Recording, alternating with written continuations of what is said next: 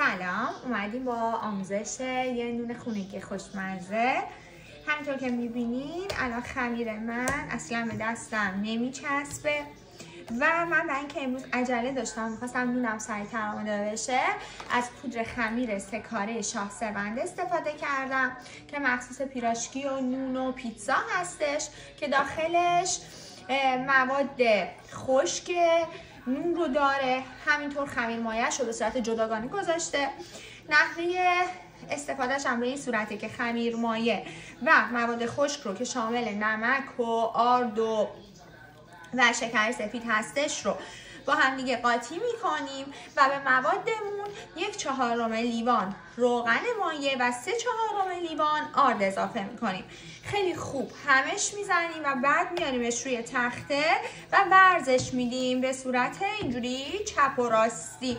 همینطور که میبینین الان بافت خمیری من خیلی اینجوری یه دست و خوبه و هر کاری که میکنم نمیچسبه و بعدش نیم ساعت میذاریم استراحت بکنه و بعد میره که آماده پخت بشه. الان من به غیر از این خمیرم که حالا الان دارم چونش میکنم یه خمیر دیگر گذاشتم این تو که زودتر آمادش کردم که بذارم برای پخت و بعد این نوبت این خمیریه که دارم کارشو انجام میدم. مراحل بعد پختش هم براتون میذارم. خب الان نیم ساعت از استراحت خمیر من گذشته و تقریبا حجم خمیرم 2 برابر شده. همینطور که میبینیم من دارم اینو به صورت استوانه شکل ورزش میدم چون امروز نمیخوام از فر استفاده کنم و میخوام از کیک پز لاوین استفاده بکنم و نونم رو میخوام داخل این به عمل بیارم. به خاطر همین میخوام به قطر ظرفم برسه و کیکم عذر میخوام و نانم حالت دایره وار به خودش بگیره که من الان فکر میکنم این قطر مناسب باشه. خب همینطور که میبینین کف لاوین رو چیز کردم، چرب کردم. این نشانگر وسط ظرف رو داخلش گذاشتم که به هم نریزه و 2 طرف خمیرم رو میارم و به هم وصل میکنم. حالا یه مقداری اینجا فرمش رو تغییر میدم به این صورت که یه دست بشه.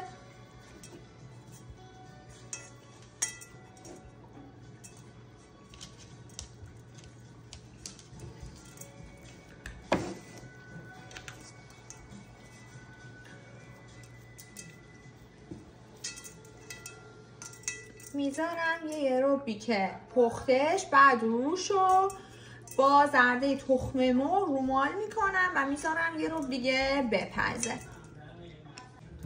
خب همینطور که میبینین من شکل نهاییشو اینجا فرم دادم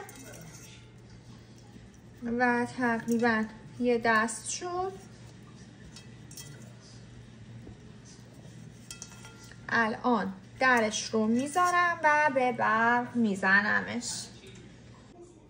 خب ما 2 چونه داشتیم، یه چونه رو که گذاشتیم داخل کیک پز، یه چونه دیگر رو میخوایم بذاریم داخل فر. خب الان نیم ساعتش شده. بافت خمیرم رو همینطوری که میبینین خیلی یه دست و خوبه. این رو میخوام به صورت اینجوری صاف داخل فر بذارم. بازش میکنم کمی.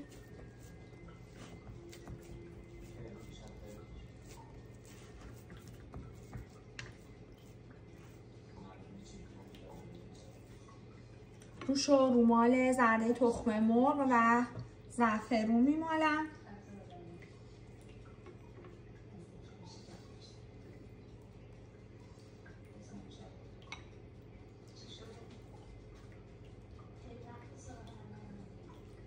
همیشه سعی کنید وقتی دارید زرده تخم مرغ رو میمالین دور ظرفتون نریزه یا دور خمیرتون رو باهاش پوشش ندین، به خاطر اینکه باعث میشه که خمیرتون سوخته به نظر برسه.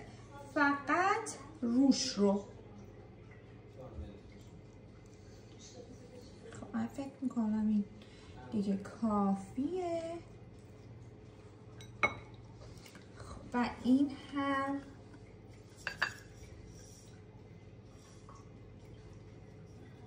کنجد برای روی نونمون، کنجد سفید و سیاه که با نمک ترش میکنه. فرمون رو از 10 دقیقه قبل گذاشتیم که به حرارت مورد نیازمون برسه. یه چند تا اینجوری با نوک انگشتاتون، خیلی نیاز نیستش، بهش ضربه وارد میکنیم و میره که رای پخت. تمام. الان یه رو گذشته و ما درش رو باز میکنیم و خیلی سریع رومال تخم مرغمون، زعفرونمون رو انجام میدیم و سعی میکنیم که همه قسمتاشو بمالیم.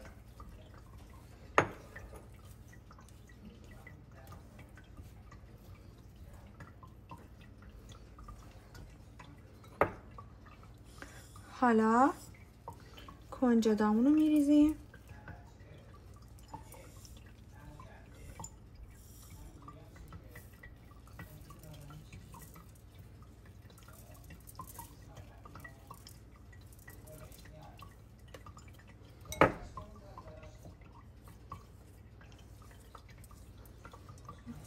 و دوباره درش رو میذاریم، میره که دیگه بپزه. این یکی از اونای خوشمزه‌مونه که توی فر پخته شد. الان خیلی داغه و خب من اینو برشش میزنم که شما بافتش رو ببینید.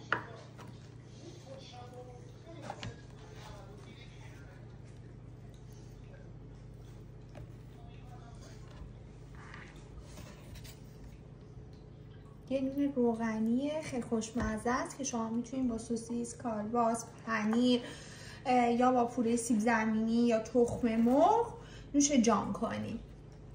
خب این هم نون بعدیمون که این وسطش رو در میاریم و دیگه حالا آماده خوردن و برش زدنه که من به خاطر اینکه میخوام اونو قاچش بکنم از همینجا شروع میکنم به قاچ کردنش تا بتونم این رو در بیارم. خب بچه ها همینطور که گفتم این نون مناسب اینه که شما بتونین باهاش ساندویچ درست کنین، بتونین با غذاهاتون نوش جان بکنین و با عسل و کره، با مربا، با خامه، با سوسیس، پوره، کالباس، حتی با گوشت چرخ کرده یه چیز خیلی خوشمزه میشه. بریم برای برش این نون جذابمون. همونطور که میبینین این بافتشه، همینقدر دلنشین. کاش که میتونستم بوشم بهتون انتقال بدم.